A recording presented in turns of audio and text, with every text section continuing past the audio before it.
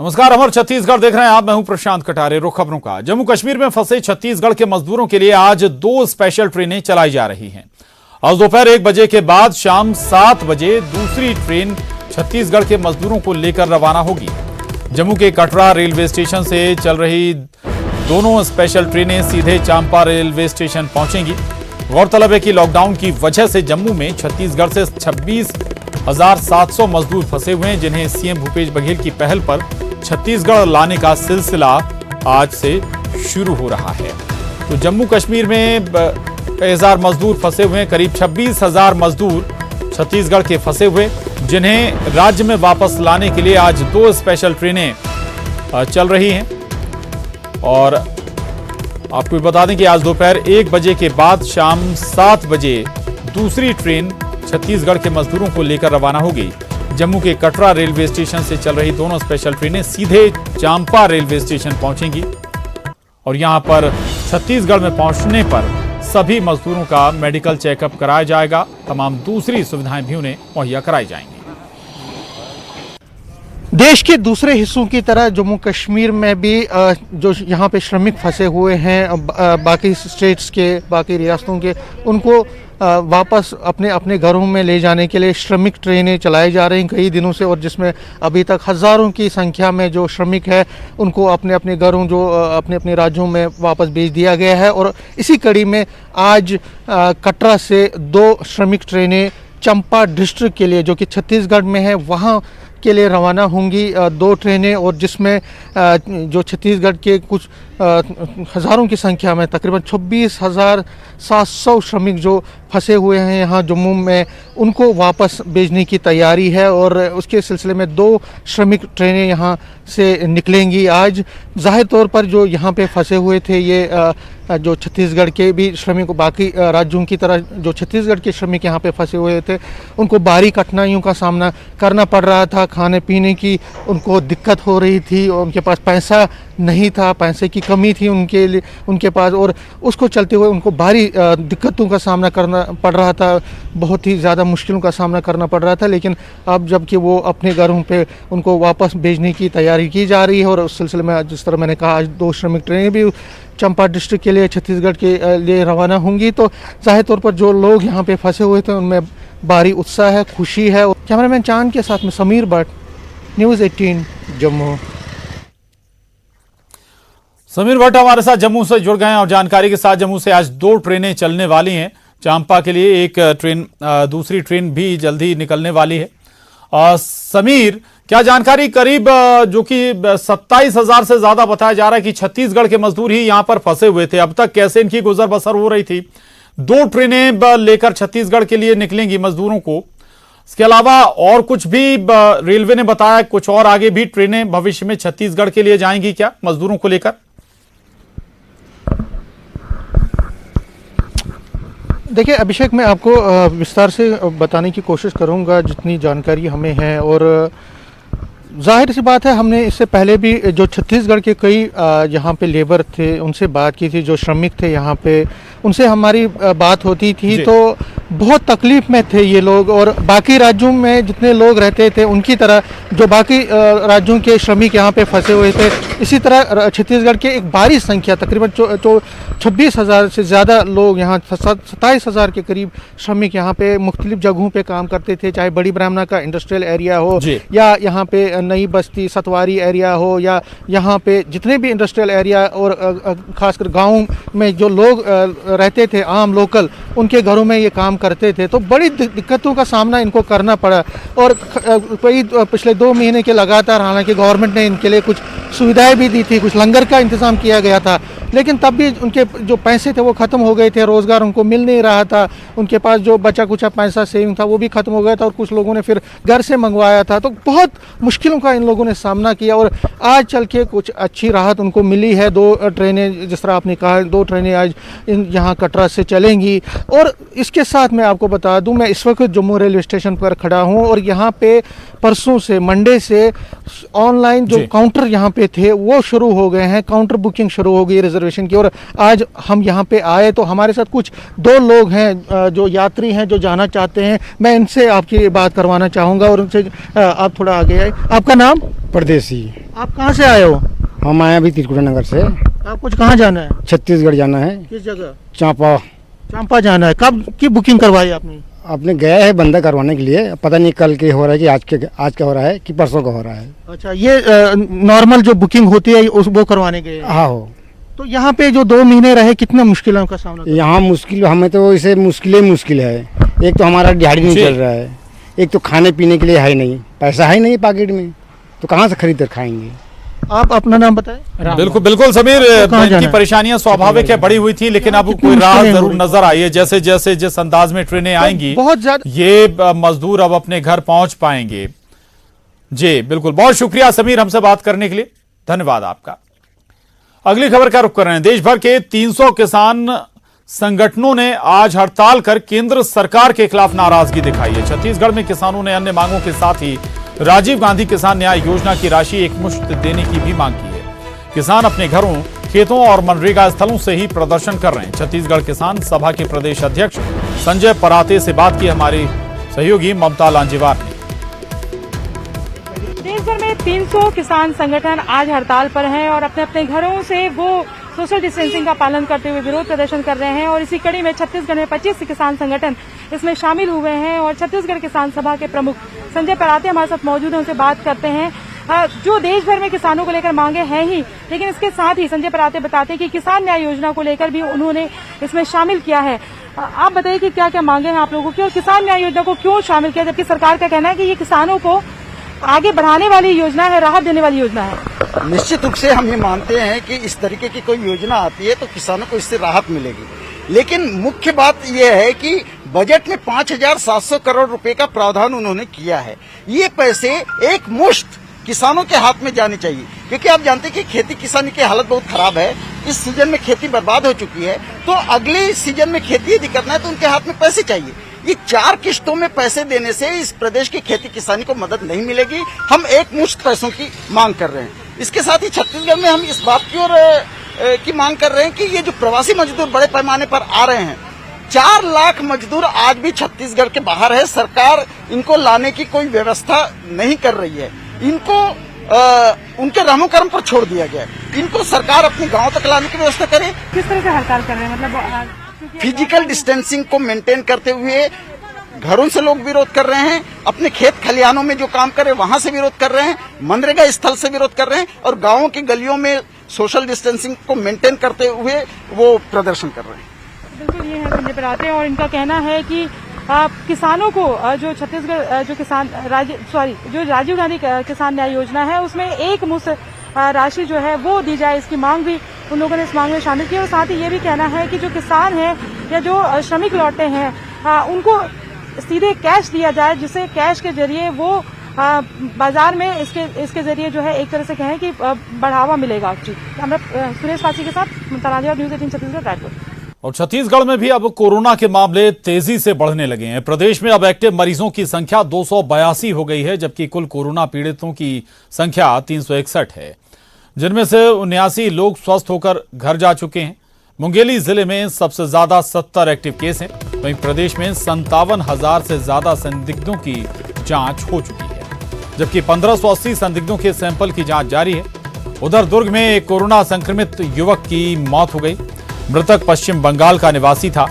लगातार बढ़ रहे आंकड़ों की वजह से प्रदेश में चुनौतियां बढ़ती जा रही हैं।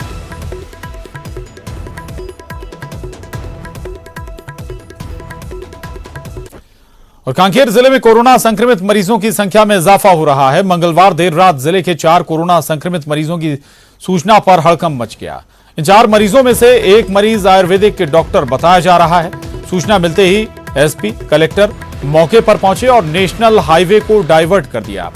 साथ ही मरीज की ट्रैवल हिस्ट्री के साथ ही पूरे इलाके को सैनिटाइज कर दिया गया है। सभी संक्रमितों को इलाज के लिए रायपुर रवाना किया गया है।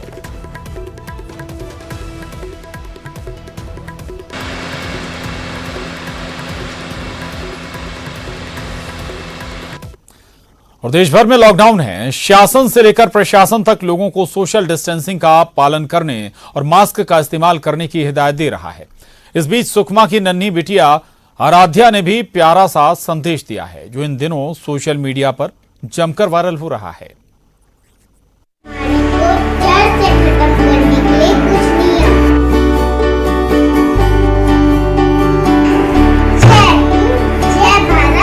4 साल की नन्ही आराध्या को ईश्वर ने जितनी प्यारी सूरत दी है, उतना ही प्यारा है आराध्या का सोशल डिस्टेंसिंग का संदेश। सेना की वर्दी पहनकर आराध्या ने लोगों को जरूरी हिदायतें दी हैं। आप भी सुनिए। जय Mahesh and living in Sukma. I am 4 years old. मैं छत्तीसगढ़ पुलिस यह संदेश जनहित में जारी कर। आज पूरा देश कोरोना वायरस से लड़ रहा है।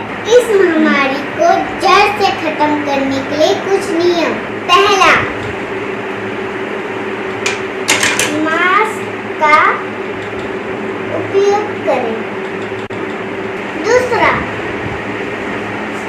अपने हाथों को 20 मिनट तक साबुन से धोएं।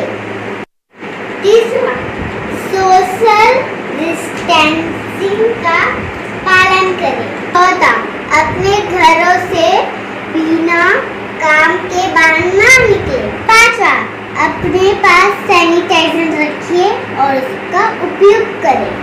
सुकमा की रहने वाली 4 साल की नन्ही आराध्या का संदेश जिसने भी सुना, वो ना चाहते हुए भी आराध्या का संदेश मानने को मजबूर हो गया। सोशल मीडिया से होते हुए आराध्या का ये वीडियो संदेश सुकमा के एसपी शलभ सिन्हा के मोबाइल तक भी पहुंच गया। आराध्या के प्रयासों से जिला के पुलिस कप्तान इतने खुश हुए कि उसे बाकायदा अपने दफ्तर बुलाकर सम्मानित किया। आराध्या को अपनी कुर्सी पर बिठाकर सम्मान दिया। कोरोना वायरस से बचने के लिए क्या करना चाहिए बताओ? कोरोना वायरस से बचने के लिए ना सिर्फ फ्लैट बार, आपके पास किसी भी साबुन है उसका इस्तेमाल करें और आओ भारत में साथ में कोरोना वायरस को फैलने से। सुकमा निवासी 4 वर्ष की आराध्या चांडक, उन्होंने एक घरेलू वीडियो बनाया था जिसमें उन्होंने सभी लोगों से अपील की थी कि कोरोना से किस तरीके से बचाव किया जा सकता है और इस समय क्या प्रिकॉशंस रखने हैं। तो छोटी सी बच्ची के इस प्रयास की सराहना करने के लिए हम लोगों ने आज उनको अपने ऑफिस में बुलाया था और यहाँ ऑफिस में बुला करके उनके साथ में बातचीत की और उनसे बात करके काफ़ी अच्छा लगा कि छोटी सी बच्ची हैं और इस उम्र में भी उनको काफ़ी इस बात का अवेयरनेस है और हमने यही शुभकामनाएं उनको दी है कि आगे भी चल करके इस तरीके से जन जागरूकता के माध्यम से लोगों को कुछ न कुछ नया संदेश देते रहेंगे। नन्ही आराध्या जब एसपी दफ्तर पहुंची तो उसे तोहफे में चॉकलेट का गिफ्ट पैक तो मिला ही, एसपी ने सम्मान करते हुए एक पत्र भी सौंपा जिसमें उन्होंने आराध्या के काम की तारीफ करते हुए उज्जवल भविष्य की कामना की है। वहीं आराध्या ने भी रिटर्न गिफ्ट के तौर पर एसपी से मुलाकात के दौरान उन्हें मास्क भेंट किया। जाहिर है आराध्या की उम्र भले ही छोटी है लेकिन संदेश बड़ा है। हम आशा करते हैं कि आराध्या बड़ी होकर भी देश की एक जिम्मेदार नागरिक के तौर पर अपना फर्ज निभाती रहेगी। सत्यनारायण चांडक, न्यूज़ 18, सुकमा। उधर बालोद में आयुष मंत्रालय और राज्य स्वास्थ्य विभाग के निर्देश के क्वारंटाइन किए गए मजदूरों को आयुर्वेदिक काढ़ा पिलाया जा रहा है। जिला अस्पताल में सेवाएं दे रहे तमाम अस्पताल स्टाफ और संजीवनी स्टाफ को भी ये काढ़ा पिलाया जा रहा है, जहां बताया जा रहा है कि इस आयुर्वेदिक काढ़ा का प्रयोग भारत में पहले केरल में किया गया था, जिसके बाद अब छत्तीसगढ़ में बालोद में किया जा रहा है, जो रोग प्रतिरोधक क्षमता को बनाए रखता है। ये जो काढ़ा वितरण का कार्य बालोद जिले में जिला आयुर्वेद अधिकारी महोदया के निर्देशन में जो चल रहा है, उसका जो मुख्य जो स्रोत है वो आयुष मंत्रालय है। वहाँ से गाइडलाइन जारी हुई थी जब कोरोना वायरस का यहाँ इन्फेक्शन हुआ था इंडिया में, उसके बाद से कि ये कुछ आयुर्वेदिक हमारे जो काढ़े होते हैं, है ना, हल्दी होता है या कुछ ऐसे हमारे घरेलू होते हैं जो हमारी रोग प्रतिरोधक क्षमता को बढ़ाते हैं और वायरस और बैक्टीरिया से लड़ने की शक्ति हमारे शरीर में उत्पन्न करती है। आयुष मंत्रालय भारत शासन एवं छत्तीसगढ़ शासन के आदेश निर्देशानुसार कलेक्टर महोदया बालोद के निर्देशन में हम लोग हमारी 45 संस्थाओं आयुष संस्थाओं के द्वारा स्थानीय क्वारंटाइन सेंटर्स में लोगों को रोग प्रतिरोधक क्षमता बढ़ाने वाला आरोग्य कषायम नामक काढ़ा पिलाया जा रहा है। और छत्तीसगढ़ में बढ़ते हुए कोरोना संक्रमण के चलते हाईकोर्ट ने आज से हाईकोर्ट समेत सभी न्यायालय के कामकाज को एक बार फिर बंद करने का निर्णय लिया है। हाईकोर्ट रजिस्ट्रार जनरल ने एक आदेश जारी कर आज से हाईकोर्ट में कामकाज को बंद कर दिया है। आपको बता दें कि कोविड-19 के चलते मार्च से हाईकोर्ट में सुनवाई पहले से ही बंद थी। कुछ दिनों बाद सोशल डिस्टेंसिंग के साथ वीडियो कॉन्फ्रेंसिंग के जरिए 18 मई से सुनवाई शुरू हुई थी। अब सिर्फ जरूरी मामलों पर ही वीडियो कॉन्फ्रेंसिंग के जरिए सुनवाई होगी।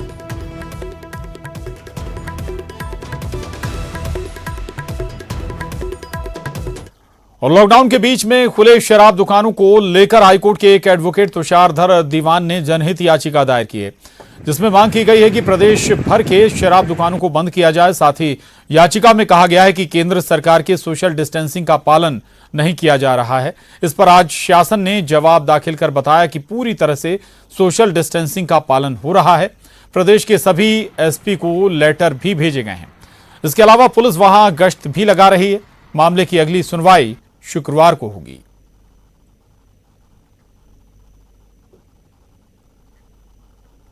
और यहां वक्त एक छोटे से ब्रेक का है, फौरन लौट।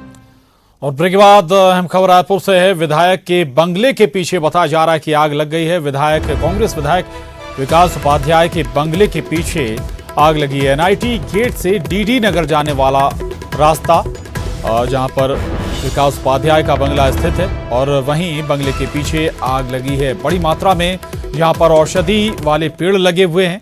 इससे पहले भी करीब 2 साल पहले भी यहीं पर आग लगी थी। हालांकि अब फायर ब्रिगेड को जानकारी दे दी गई। फायर ब्रिगेड डिपार्टमेंट बताया जा रहा है कि जल्द ही यहां पहुंच जाएगा। जानकारी दे दी गई। ये तस्वीरें भी आपके टीवी स्क्रीन पर हैं। कांग्रेस विधायक विकास उपाध्याय के बंगले के पीछे आग लगी हुई है। यहां पर बड़ी संख्या में औषधि वाले पेड़ लगे हुए हैं। करीब 2 साल पहले भी यहां पर आग लगी थी। हालांकि ये साफ नहीं हुआ अभी कि आग ये कैसे लगी। काफी बड़े क्षेत्र में ये आग फैल चुकी है।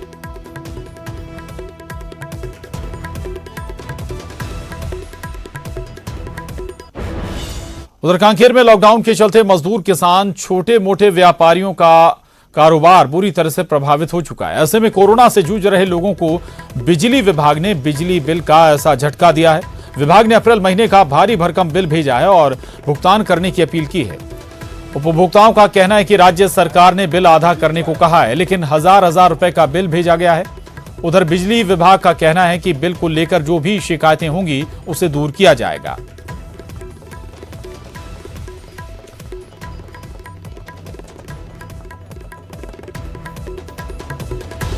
सूरजपुर जिले में हाथियों का आतंक लगातार जारी है। सूरजपुर वन परिक्षेत्र के बूंदिया गांव में बीती रात हाथियों ने एक ग्रामीण को कुचलकर मार डाला, जिसके बाद पूरे गांव में डर का माहौल है। धर्मपुर निवासी रामुद्र राजवाड़ा और एक लड़का मंगलवार शाम पड़ोस के गांव से अपने घर वापस लौट रहे थे, जहां बूंदिया गांव के बांदपारा में पहले हाथियों ने दोनों को घेर लिया।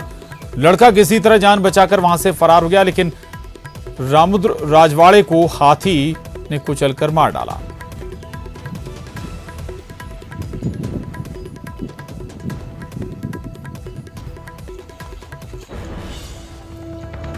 राजस्थान, मध्य प्रदेश और महाराष्ट्र में टिड्डी के प्रकोप से किसान परेशान हैं। छत्तीसगढ़ में भी टिड्डी के हमले की संभावनाओं को लेकर अलर्ट जारी किया गया है। हालांकि छत्तीसगढ़ में टिड्डी के हमले की खबर नहीं है, लेकिन टिड्डी के प्रकोप से बचाव के लिए अलर्ट जारी कर दिया गया है। सीमावर्ती जिले के कृषि अधिकारियों, कर्मचारियों और किसानों को सचेत रहने का निर्देश दिया गया है। किसानों को कीटनाशकों के छिड़काव का भी सुझाव दिया गया है।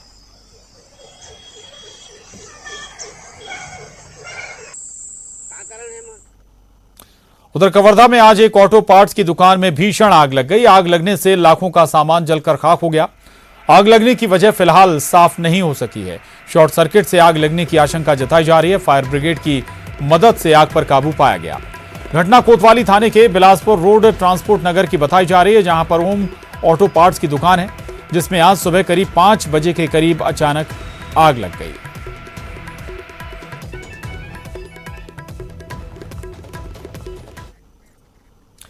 और उधर कवर्धा में कार और बाइक की जोरदार टक्कर हो गई। आमने सामने की भिड़ंत में बाइक के परखच्चे उड़ गए। कार के सामने का हिस्सा भी क्षतिग्रस्त हुआ है। गनीमत रही की घटना में किसी की जान नहीं गई। बाइक सवार 2 युवकों को गंभीर चोटें आई हैं, जिन्हें उपचार के लिए रायपुर भेजा गया। घटना कोतवाली थाने के सरोदा बांध रोड की बताई जा रही है। हादसे के बाद से कार सवार कार को छोड़कर मौके से फरार हो गया।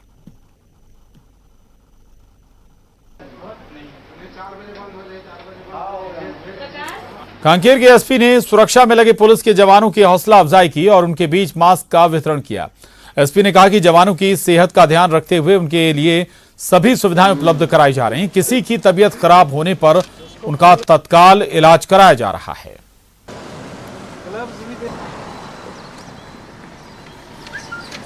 कोविड-19 कोरोना वायरस के रोकथाम के लिए जो हमारे जवान है 43 डिग्री जो तापमान में खड़े होकर अपना सेवाएं दे रही है, तो उसी को देखते हुए पुलिस अधीक्षक का जो एक हेड जो सेफ्टी एक गार्ड है वो आज प्रदान किया। आप देख सकते हैं यहाँ पर जो जवान पर है ये दिन रात यहीं पर सेवाएं दे रही है और इतनी चिलचिलाती धूप जहाँ पे लोग घरों से नहीं निकल पाते, लेकिन हमारे जो जवान है ये किस तरह की ड्यूटी दे रहा है, जिससे देखते हुए हमारे जो यहाँ का जो पुलिस अधीक्षक जी है वहाँ पर पहुँचे और जवानों को हौसला बढ़ाया, उनके साथ बातचीत की और उन्हें अपनी सेफ्टी के लिए जो एक हेड सेफ्टी जो गार्ड है वो वहाँ प्रदान किया गया है।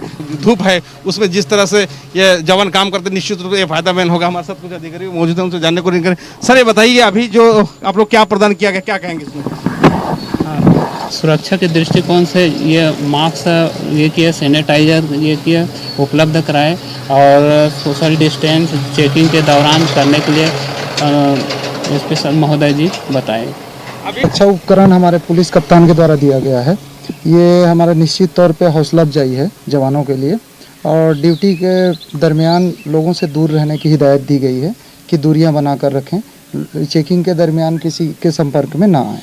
तो निश्चित रूप से देख सकते हैं जिस तरह की कोरोना जंग में लड़ रहे पहली फ्रंट लाइन में हमारे जो पुलिस जवान है चौक चौराहे पे ड्यूटी दे रहा है, तो निश्चित रूप से जो पुलिस अधीक्षक के द्वारा जो किट प्रदान किया गया है और जवानों के लिए काफी फायदेमंद होगा। जीवनानंद हल्दार, न्यूज़ 18 छत्तीसगढ़, कांकेर। बुलेटिन में बस इतना ही। खबरों का सिलसिला न्यूज़ 18 पर लगातार जारी है।